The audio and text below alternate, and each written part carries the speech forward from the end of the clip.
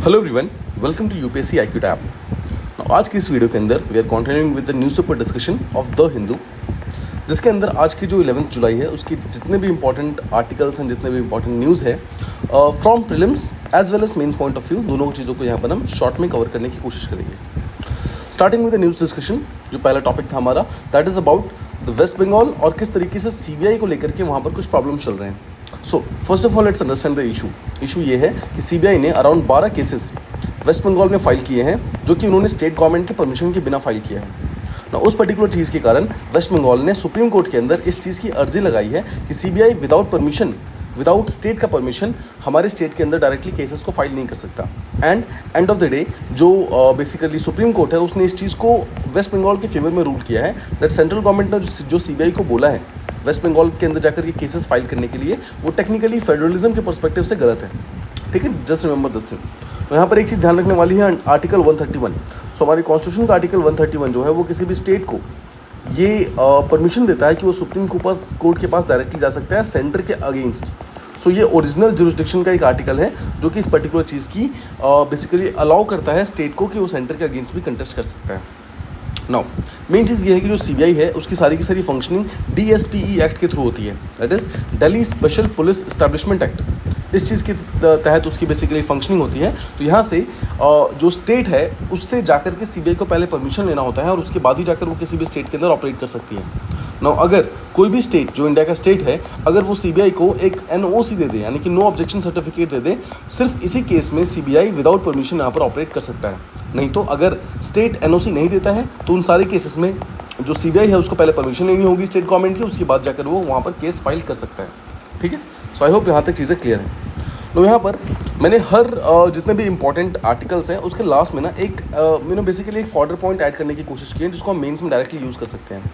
जैसे यहाँ पर देखिए, यहाँ पर एक स्टेटमेंट है दैट द जजमेंट, जो सुप्रीम कोर्ट का जजमेंट है जो इसने वेस्ट बंगाल को फेवर किया है और सेंटर के अगेंस्ट बोला है, it underscores the importance of maintaining a balance. एक बैलेंस होना चाहिए between the centre and state powers. Obviously देखो, सेंटर के अंदर सीबीआई काम करती है बट स्टेट के पास भी अपने कुछ फेडरलिज्म के तहत पावर्स हैं, तो दोनों के बीच में एक बैलेंस क्रिएट करना बहुत इंपॉर्टेंट है, so that it helps in protecting the states rights in federal structure. Obviously India एक फेडरल कंट्री है, तो सेंटर और स्टेट दोनों को ही राइट्स को प्रोटेक्ट करना इंपॉर्टेंट है। तो ये पर्टिकुलर जो यहाँ पर रूलिंग दी गई है वो स्टेट्स को प्रोटेक्ट करने के लिए दी गई है। सो आई होप आप यहाँ पर वेस्ट बंगाल और सीबीआई का जो एंटायर केस था वो प्रॉपर्ली समझ गए। मूविंग अहेड, सेकंड पॉइंट जो था, इट इज़ अबाउट सेकंड जो हमारा आर्टिकल है that is about supreme court के अंदर ये एक और यहाँ पर रूलिंग हुई है जिसके अंदर ये एक क्वेश्चन उठा था कि क्या जो डिवोर्स्ड मुस्लिम वुमेन्स होती हैं क्या उनको मेंटेनेंस मिल सकता है उनके हस्बैंड्स के थ्रू या नहीं मिल सकता। तो यहाँ पर सुप्रीम कोर्ट ने सेक्शन 125 ऑफ सीआरपीसी यानी कि क्रिमिनल प्रोसीजर कोड का जो सेक्शन 125 है उसको हवाले देते हुए बोला है कि मुस्लिम्स को भी अलाउ किया गया है, मतलब Muslims are also allowed to seek maintenance beyond 1986 act. देखो 1986 एक्ट में बोला गया था कि जब भी एक मुस्लिम मैन किसी मुस्लिम वुमेन को अगर डिवोर्स देता है तो कुछ चीज़ें उसको देनी पड़ती है एलिमनी की तरह, तो उसके बियॉन्ड जाकर वुमेन्स के पास ये पावर्स भी हैं कि वो मेंटेनेंस मांग सकती हैं अपने हस्बैंड से। नाउ देखो, मेन को ये बोला गया है कि उनको कुछ फाइनेंशियल रिसोर्सेज वगैरह शेयर करने हैं अपनी वाइफ्स के साथ में, इवन अगर वो डिवोर्स हो जाते हैं उसके बाद भी, सो दैट वुमेन्स जो हैं वो डिग्निटी के साथ अपनी लाइफ को जी सकें। ठीक है, नाउ अगर इस पर्टिकुलर चीज़ को हम पूरी तरीके से समझे तो सुप्रीम कोर्ट का ये जो रूलिंग है वो बेसिकली मुस्लिम वुमेन को एट पार ले आएगा बाकी सारी वुमेन्स के साथ, मतलब बाकी कम्युनिटीज़ की जो वुमेन्स हैं उनको तो ऑलरेडी मेंटेनेंस वगैरह मिलता है, मुस्लिम्स को नहीं मिल रहा था ना, मुस्लिम वुमेन्स को नहीं मिल रहा था ना, वो चीज़ भी यहाँ पर मिलनी शुरू हो गई है। अगेन यहाँ पर आप फॉर्डर पॉइंट क्या यूज़ कर सकते हैं, देखिए सुप्रीम कोर्ट का जो डिसीजन है ये रीइंफोर्स करता है the principle of equality and financial security. Always remember, mains के एग्जामिनेशन के अंदर आपको कीवर्ड्स यूज़ करने पड़ते हैं, तो ये कीवर्ड्स जो हैं वो आपको बेटर मार्क्स अचीव करने में हेल्प करेंगे। तो यहाँ पर देखो आप इस तरीके से लिख सकते हैं कि जो सुप्रीम कोर्ट का ये डिसीजन है ये रीइंफोर्स करता है the principle of equality and financial security. किसके लिए? फॉर डिवोर्स्ड मुस्लिम वुमेन्स, जो डिवोर्स मुस्लिम वुमेन्स हैं उनके लिए अंडर अ सेक्युलर लॉ। ध्यान रखिएगा, देखो एक तो मुस्लिम का खुद एक शरीयत लॉ है ना, शरिया लॉ है मुस्लिम्स का, जिसके तहत वो लोग सारे के सारे चीज़ें रूल्स वगैरह बनाते हैं, बट उससे आगे बढ़ करके एक सेकुलर लॉ सुप्रीम कोर्ट ने यहाँ पर प्रपोज किया है जिससे कि जो पर्सनल लॉज हैं और जो सेकुलर लॉज है दोनों के बीच में एक हार्मनी बनी रहेगी। सेकुलर लॉ का मतलब क्या होता है? जो किसी रिलीजन के ऊपर डिपेंडेंट नहीं होता, और जो शरिया लॉ है वो बेसिकली मुस्लिम्स का रिलीजन स्पेसिफिक लॉज है, तो दोनों के बीच में एक बैलेंस बनाना बहुत इंपॉर्टेंट है। इस चीज़ को आप डायरेक्टली यहाँ पर आंसर्स के अंदर इस्तेमाल कर सकते हैं।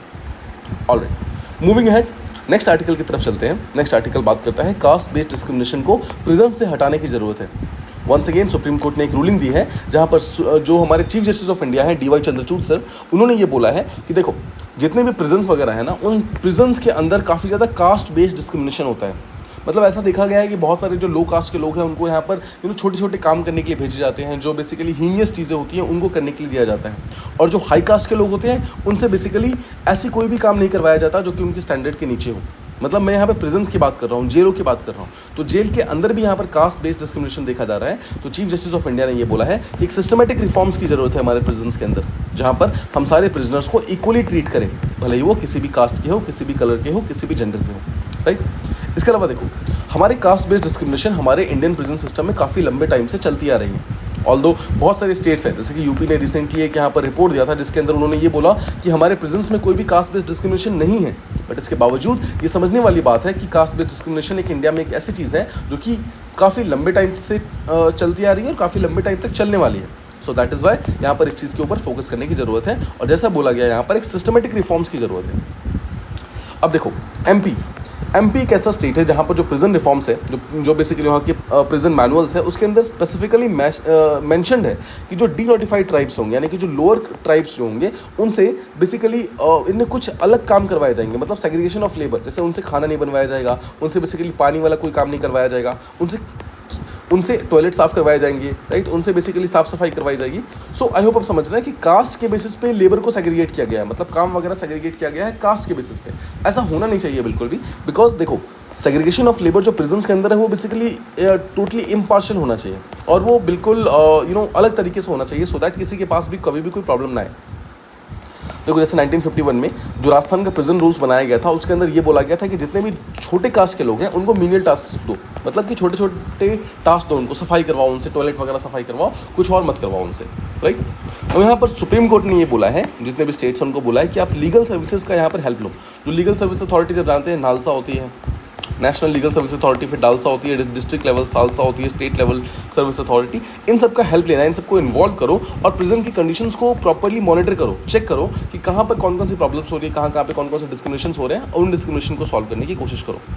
और यहाँ पर फॉर्डर पॉइंट क्या है? फॉर्डर पॉइंट यहाँ पर ये बोलता है दैट जो सुप्रीम कोर्ट ने डिसीजन दिया है, so by calling for legal and systematic reforms, supreme court ने जो यहाँ पर लीगल और सिस्टमैटिक रिफॉर्म्स की बात की है, तो supreme court aims to uphold the constitutional mandate of equality and human dignity. So basically equality और ह्यूमन डिग्निटी को का जो बेसिकली मैंडेट है उसको अपहोल्ड करने की बात कर रहा है इनडायरेक्टली सुप्रीम कोर्ट। साथ ही साथ it is addressing a critical aspect of prison reforms in India, और साथ ही साथ प्रिजन रिफॉर्म्स को भी अपलिफ्ट करने की बात कर रहा है, बेसिकली प्रिजन के जो मैनुअल्स हैं उनको रिफॉर्म करने की बात कर रहा है। सो ये दोनों चीज़ों को यहाँ पर प्रमोट करके एक सिंगल फॉर्डर पॉइंट में लेकर आया गया है। मूविंग अहेड, फोर्थ जो हमारा आर्टिकल है that is about transgenders. Bihar के अंदर बेसिकली एक यहाँ पर न्यू इनिशिएटिव लिया गया है जहाँ पर कुछ ट्रांसजेंडर्स को, बेसिकली 3 ट्रांसजेंडर्स को सब इंस्पेक्टर्स बनाए गए हैं, बिहार में किया गया है, जस्ट रिमेंबर दिस थिंग। सो ये काफ़ी प्रोग्रेसिव स्टेप है जो कि इंक्लूसिविटी की तरफ आगे लेके चलता है और साथ ही साथ जेंडर इक्वालिटी को भी प्रमोट करता है पब्लिक सर्विसेज के अंदर। तो ध्यान रखिएगा, ये स्टेट गवर्नमेंट ने खुद से नहीं किया है। 2021 के अंदर पटना हाई कोर्ट ने बेसिकली बिहार स्टेट गवर्नमेंट को ये करने के लिए डायरेक्ट किया था। उन्होंने बोला था कि कुछ जो ट्रांसजेंडर्स हैं उनको सब इंस्पेक्टर और कुछ कॉन्स्टेबल्स, ये बेसिकली ट्रांसजेंडर्स हर डिस्ट्रिक्ट के अंदर होने चाहिए। उसी चीज़ को स्टार्ट करते हुए 3 ट्रांसजेंडर्स को रिसेंटली सब इंस्पेक्टर बनाया गया है बिहार के अंदर। Moving ahead, next point is about Mullaperiyar dam. देखो ध्यान रखना, मुल्लापेरियार डैम को पेरियार डैम भी कहते हैं, जो कि केरला के अंदर प्रेजेंट है। ऑल्दो केरला के अंदर प्रेजेंट है, लेकिन ध्यान रखिएगा इसका कंट्रोल जो है वो तमिलनाडु के पास है। सो दिस इज वाई ये काफ़ी कंटेंशियस है, मतलब ये प्रेजेंट है केरला के अंदर बट इसको कंट्रोल करता है तमिलनाडु, ठीक है। अब देखो इसके कारण दोनों ही स्टेट्स के बीच में काफ़ी ज़्यादा डिस्प्यूट चलते रहते हैं। तो डिस्प्यूट्स की मेन रीज़न क्या है कि वाटर लेवल कितना होना चाहिए, उसकी सेफ्टी कंसर्न्स कैसे कैसे हैं, वाटर शेयरिंग एग्रीमेंट्स क्या क्या है, कितना पानी केरला को मिलेगा, कितना पानी तमिलनाडु को मिलेगा, ये सब चीज़ें।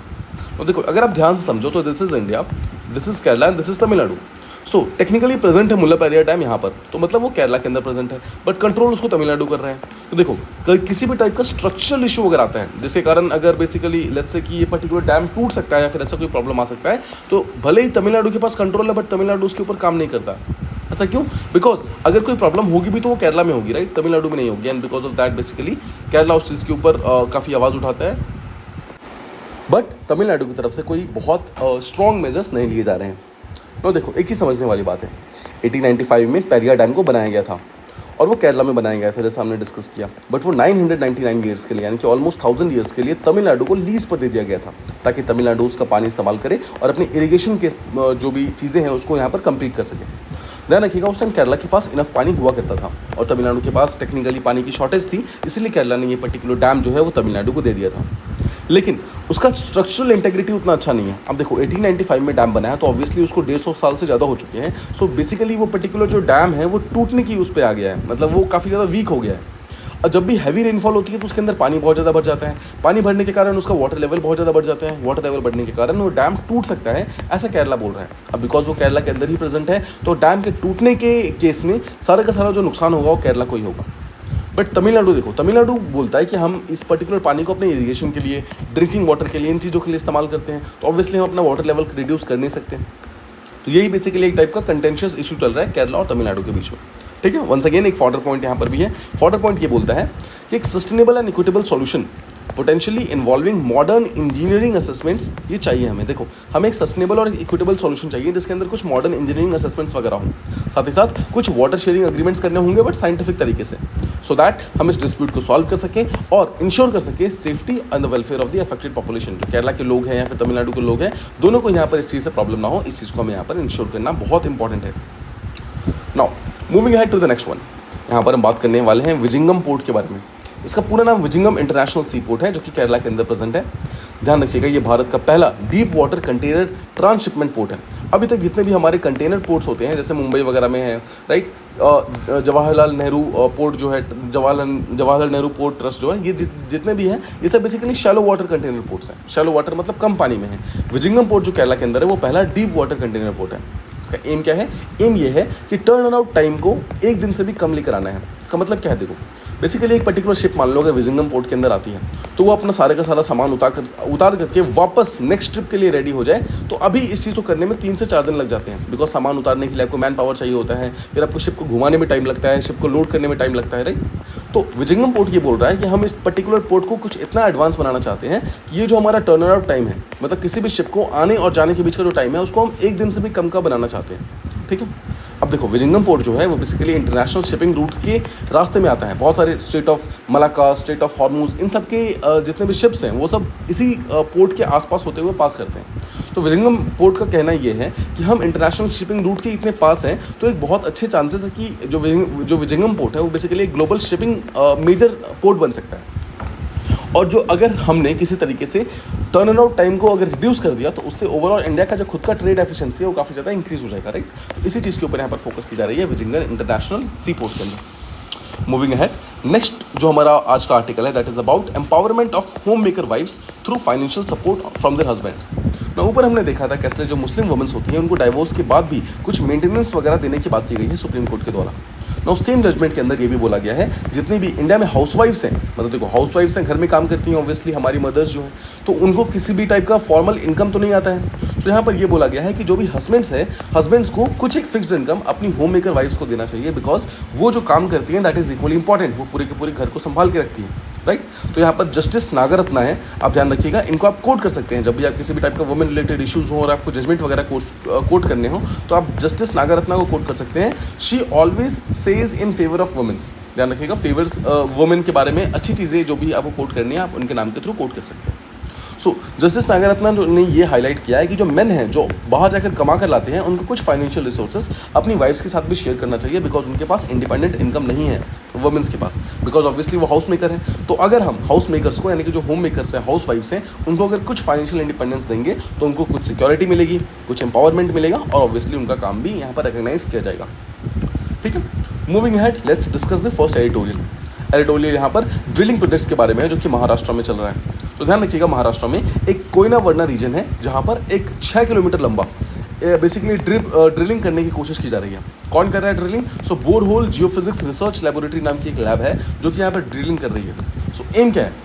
एम ये है to better understand the reservoir triggered earthquakes. No, reservoir triggered का मतलब है जितने भी डैम्स वगैरह होते हैं उन डैम्स में लगातार पानी का जो स्ट्रेंथ बढ़ता जाता है और अचानक से अगर पानी रिलीज करते हैं या फिर अचानक से पानी अगर डालते हैं डैम में, उसके कारण जो नीचे का सी बेड है वहाँ पर कुछ जियोलॉजिकल चेंजेस वगैरह आ सकते हैं और वो चेंजेस आने के कारण वहाँ पे अर्थक्वेक आ सकता है। उसी अर्थक्वेक के बारे में बात करने के लिए या फिर बेटर समझने के लिए यहाँ पर महाराष्ट्र में कोयना वर्ना में बेसिकली ड्रिलिंग हो रही है। नाउ एम क्या है? एम ये है कि हम 6 किलोमीटर तक ड्रिल करेंगे, उसके बाद अर्थ के क्रस्ट के मतलब अपर पार्ट में ही रहेंगे ऑब्वियसली, हम वहाँ से कुछ रॉक सैंपल्स वगैरह लेंगे और रॉक सैंपल्स लेने के बाद हम उस पर्टिकुलर जगह पर कुछ सिस्मिक ऑब्जर्वेशन करेंगे। सिस्मिक का मतलब क्या होता है? अर्थक्वेक की जो वेव्स होती हैं उनको ऑब्जर्व करेंगे। नाउ ये सब करने के कारण जो डेटा हमारे पास गैदर होगा उससे हम सिस्मिक एक्टिविटी को यानी कि अर्थक्वेक को बेटर समझ पाएंगे। अर्थक्वेक का जो प्रेडिक्शन मॉडल्स वगैरह है, अभी हम जो अर्थक्वेक को समझते हैं, हम आने से पहले जो प्रेडिक्ट कर लेते हैं उस चीज़ को हम बेटर समझ पाएंगे, ठीक है। और इसके अलावा हम एक बेटर इंफ्रास्ट्रक्चर रेडी कर पाएंगे जो कि अर्थक्वेक से हमको बचा पाएगा, राइट। सो ये सब घुमा फिरा के ओवरऑल मेन एम है। इसी के कारण महाराष्ट्र में एक 6 किलोमीटर डीप ड्रिलिंग प्रोजेक्ट किया जा रहा है। By hmm? By borehole geophysics research laboratory. काफ़ी इंपॉर्टेंट है। मूविंग अहेड, एक और एडिटोरियल आया हुआ है that talks about the conflict between West Bengal का जो चीफ मिनिस्टर ममता बनर्जी जी हैं और जो वेस्ट बंगाल के गवर्नर हैं, इन दोनों के बीच में कुछ कॉन्फ्लिक्ट चल रहा है। इसके बारे में एक एडिटोरियल आया हुआ है। सो देखो कॉन्फ्लिक्ट क्या है? कॉन्फ्लिक्ट ये है कि गवर्नर ने बेसिकली एक रिक्वेस्ट डाली है चीफ मिनिस्टर के पास। उन्होंने बोला है कि कुछ पुलिस ऑफिसर जो थे जो पोस्ट पोल वायलेंस में, पोस्ट पोल यानी कि जो अभी रिसेंटली लोकसभा पोल्स हुए हैं उसके बाद पोस्ट पोल्स में एक वायलेंस हो गया है यहाँ पर वेस्ट बंगाल में, उस पर्टिकुलर वायलेंस में कुछ पुलिस ऑफिसर्स शामिल थे, बट उनके अगेंस्ट जो स्टेट गवर्नमेंट है उसने कोई एक्शन नहीं लिया। तो यहाँ पर जो गवर्नर है उसने बोला कि इन पर्टिकुलर पुलिस ऑफिसर पर एक्शन लेने की ज़रूरत है। नाउ गवर्नर ने जब ये बोला चीफ मिनिस्टर को कि आप इन पुलिस ऑफिसर्स पर एक्शन लीजिए, तो ये चीज़ टेक्निकली उनके रोल के बाहर था, उनके पावर के बाहर था। बट इसके बावजूद गवर्नर का ऐसा कहना, इसने एक पॉलिटिक्स क्रिएट कर दिया है कि क्या गवर्नर के पास ये पावर है कि नहीं है। देखो यहाँ पर एक ही समझने वाली बात है, आर्टिकल 167 हमारे कॉन्स्टिट्यूशन का जो है वो ये बोलता है कि जो गवर्नर है वो यहाँ पर किसी भी टाइप का इन्फॉर्मेशन मांग सकता है चीफ मिनिस्टर से यानी कि स्टेट गवर्नमेंट से, लेकिन किसी भी स्टेट के ऑफिसर को डिसिप्लिन करने की अगर बात की जाती है, मतलब उसके ऊपर कुछ कार्रवाई करने की बात की जाती है, तो वो गवर्नर के पास पावर नहीं है, ठीक है। ये तो हो गया बाय रूल। बट अगर आप लीगली सोचे, अगर आप नेचुरल जस्टिस को सोचे, तो जो गवर्नर का एक्शन था वो गलत एक्शन नहीं था। उसने तो बस ये एफर्ट डाले थे कि वो अकाउंटेबिलिटी क्रिएट करे और ग्रीवांसेस को सॉल्व करने की कोशिश करे, right. So this is the main thing यहाँ पर। सो दोनों ही पर्सपेक्टिव आपको समझने हैं और बैलेंस्ड एक व्यू क्रिएट करना है यहाँ पर, सो दैट आपका आंसर जो है वो भी एक बैलेंस्ड आंसर है। मूविंग अहेड, नेक्स्ट एडिटोरियल की तरफ चलते हैं। अगला एडिटोरियल हमारा डेमोग्राफिक डायनामिक्स से रिलेटेड है। ध्यान रखिएगा आज 11 जुलाई है। 11 July is celebrated as World Population Day. So World Population Day की तरह मनाया जाता है। तो आज जितने भी एडिटोरियल्स हैं वो लार्जली डेमोग्राफी और पॉपुलेशन के आसपास ही हैं।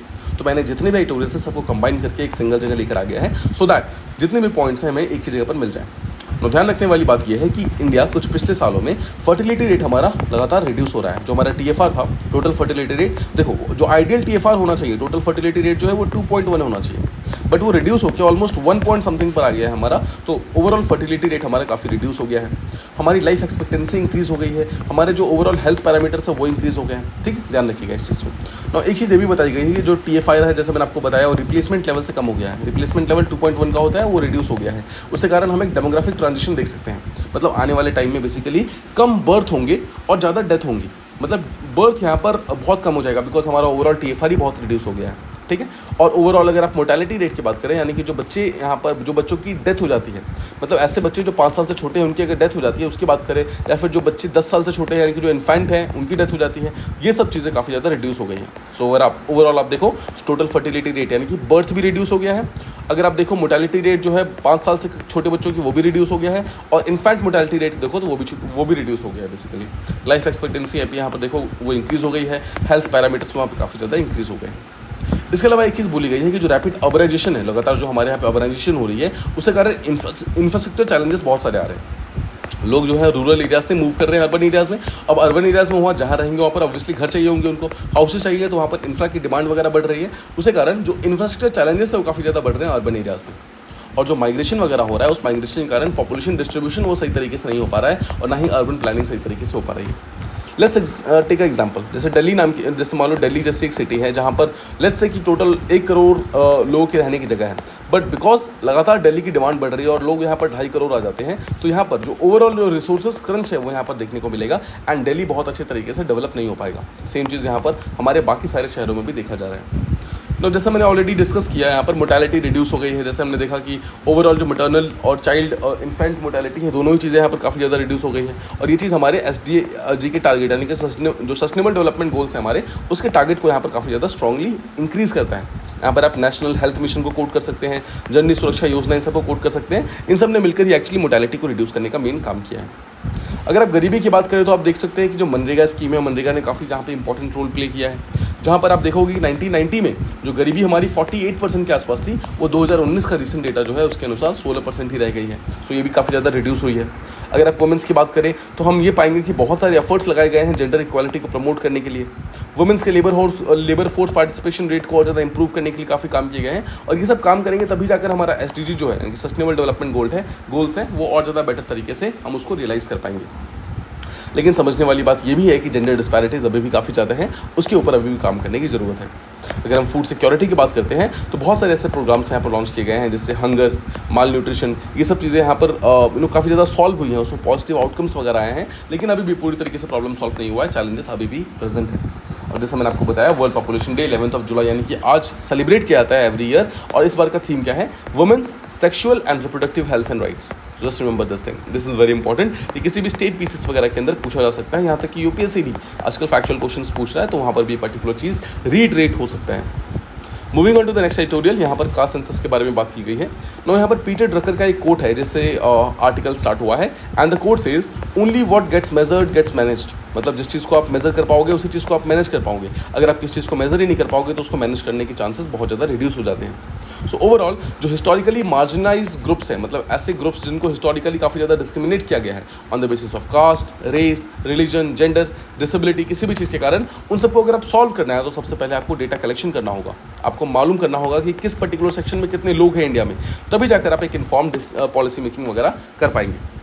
एक यहाँ पर एक छोटा सा एग्जांपल दिया हुआ है जर्मनी का, कि जर्मनी ने जो सेंसस किया उसके अंदर रेस का उन्होंने डेटा नहीं कलेक्ट नहीं किया, जिसके कारण जितनी भी पॉलिसीज़ वगैरह वहाँ बनती है उसमें जो रेस यानी कि जो ब्लैक पीपल लोग हैं उनको वहाँ पर प्रॉपर हेल्प नहीं मिल पाती है, प्रॉपर यहाँ पर सपोर्ट नहीं मिलता है गवर्नमेंट की साइड से।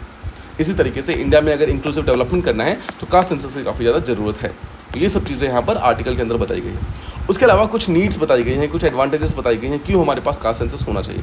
पहली चीज़ तो अगर हम हर कास्ट का सेंसस करवाएंगे, हमारे पास एग्जैक्ट इन्फॉर्मेशन रहेगा, तो हम बेटर तरीके से सोशल जस्टिस पॉलिसीज़ वगैरह को बना पाएंगे। हमारी जो इलेक्टोरल कॉन्स्टिट्यूंसीज़ हैं उसको हम प्रॉपर तरीके से मैनेज कर पाएंगे।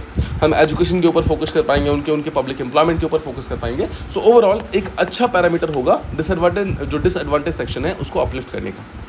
सेकंड, अगर हमारे पास एक्यूरेट डेटा होगा तो ऑब्वियसली हम कास्ट को मिसक्लासीफाई नहीं करेंगे। हम एससी को एसटी के अंदर, एसटी को एससी के अंदर इस तरीके से मिसक्लासीफाई करेंगे, और हम ये इंश्योर कर पाएंगे कि जो रिजर्वेशन पॉलिसीज़ वगैरह हैं वो करंट और अपडेटेड डेटा के ऊपर रहें। मतलब ना कि कुछ पुराने डेटा के ऊपर, बट एक अपडेटेड डेटा के ऊपर हमारा सारा का सारा पॉलिसीज़ वगैरह रहनी चाहिए। नेक्स्ट, अगर हमारे पास डिटेल कास्ट डेटा है तो हमें उस पर्टिकुलर लिस्ट को लगातार अपडेट करते रहना होगा, सो दैट जितने भी बैकवर्ड क्लासेस हैं उनके ऊपर जब भी हम पर्टिकुलर लेट्स से कि कोई स्कीम अगर हमने चलाया एससीज़ के लिए, तो वो स्कीम कितने अच्छे तरीके से काम कर रहा है वो तभी मालूम चलेगा अगर एससीज़ का जो नंबर है वो धीरे धीरे रिड्यूस होना शुरू हो जाए। तो अगर वो नंबर रिड्यूस नहीं हो रहा है इसका मतलब है कि वो स्कीम हमारा प्रॉपर्ली काम नहीं कर रहा है। Once again, यहाँ पर एक फॉर्डर पॉइंट मेंशन्ड है। The fodder point says that the need for a caste census in India is critical, एक बहुत इंपॉर्टेंट है फॉर इन्फॉर्म्ड पॉलिसी मेकिंग। पहली चीज़ तो ध्यान रखिएगा, इन्फॉर्म्ड पॉलिसी मेकिंग बहुत इंपॉर्टेंट है एंड सोशल जस्टिस के लिए भी। इसके अलावा हमें सेंसस एक्ट को अमेंड करने की जरूरत है और कास्ट डेटा को इंक्लूड करने की जरूरत है। रेगुलर सेंसस के अंदर हर साल हर 10 साल में जो सेंसस होता है उसमें कास्ट डेटा को इंक्लूड करने की जरूरत है। The government can ensure equitable and effective implementation of reservation policies। मतलब अगर हमें रिजर्वेशन पॉलिसीज़ को, हमें अफर्मेटिव एक्शंस वगैरह को प्रॉपर्ली मेंटेन करना है, प्रॉपर्ली इंप्लीमेंट करना है, तो हमें कास्ट सेंसस की काफ़ी ज़्यादा ज़रूरत है। सो अगर हमारे पास एक्यूरेट कास्ट डेटा होगा तो ऑब्वियसली हम सोशल इनइक्वालिटी को सॉल्व कर पाएंगे, इंक्लूसिव ग्रोथ को सपोर्ट कर पाएंगे और इस तरीके से इंडिया एक बेटर इंक्लूसिव सोसाइटी बन पाएगी। ठीक है, सो यहाँ पर हमने जितने भी पॉइंट्स हैं वो सबके सब मेन्स पॉइंट ऑफ व्यू से इंपॉर्टेंट है और ये चीज़ें डायरेक्टली आप कोड कर सकते हैं अपने एग्जामिनेशन के अंदर। Moving ahead to the last point of आज का डिस्कशन का, यहाँ पर बात करते हैं कि इंडिया का जो आयरन ओर एक्सपोर्ट्स है वो लगातार राइज हो रहा है। तो ध्यान रखिएगा, इससे पहले जो इंडिया का आयरन ओर था उसका सबसे बड़ा बायर जो था वो चाइना था, बट पिछले कुछ सालों से चाइना ने बेसिकली आयरन ओर को बाय करना रिड्यूस कर दिया है। मतलब उसका जो डिमांड है वो रिड्यूस हो गया, बट इसके बावजूद हमारा जो आयरन ओर का एक्सपोर्ट है वो कम नहीं हुआ है। हमारा 5% ईयर ऑन ईयर इंक्रीज़ हुआ है। मतलब पिछले साल हमारा जितना भी सेल था उससे 5% ज़्यादा सेल हुआ है इस पर्टिकुलर ईयर में, डिस्पाइट कि चाइना से जो ओवरऑल डिमांड थी वो रिड्यूस हो गई। सो हमने किस तरीके से इसको वो किया, मतलब किस तरीके से मैनेज किया। सो चाइना जो लार्जेस्ट था, ध्यान रखिएगा, चाइना का शेयर जो था वो ऑलमोस्ट 90% से ज़्यादा था। सो 90% से ज़्यादा जो आयरन ओर था वो अकेले चाइना खुद ही इम्पोर्ट करता था इंडिया से। बट बिकॉज चाइना ने उसको रिड्यूस कर दिया तो हमने छोटे छोटे मार्केट्स जैसे कि इंडोनेशिया हो गया, मलेशिया हो गया, वियतनाम वगैरह हो गया, इन सब मार्केट्स को हमने टैप किया और यहाँ पर हमने अपने आयरन ओर्स को बेचना स्टार्ट किया। सो इसके कारण हम चाइना का जो बेसिकली कमी हुई है उस चीज़ को हम यहाँ पर पूरी तरीके से फुलफिल कर पाए। नाउ एक स्टेटमेंट है यहाँ पर that says that the market participants indicate that the demand for iron ore from China is expected to remain volatile. अभी भी चाइना से जो डिमांड है ओवरऑल रिड्यूस ही रहने वाली है, तो हमें बेसिकली और ज़्यादा अपने सोर्सेज को डाइवर्सिफाई करने की जरूरत है सो दैट हमारा एक्सपोर्ट जो है वो और ज़्यादा इंक्रीज हो सके। So that's all from this particular discussion. उम्मीद करता हूँ आपको सारी चीज़ें प्रॉपर्ली समझ आ गई है। अगर आपको कहीं पर भी कोई भी डाउट्स हैं तो please mention them in comment boxes, मैं उसको जल्दी से जल्दी रिप्लाई करने की पूरी कोशिश करूँगा। Thank you so much for listening and stay tuned for the next video. Thank you so much.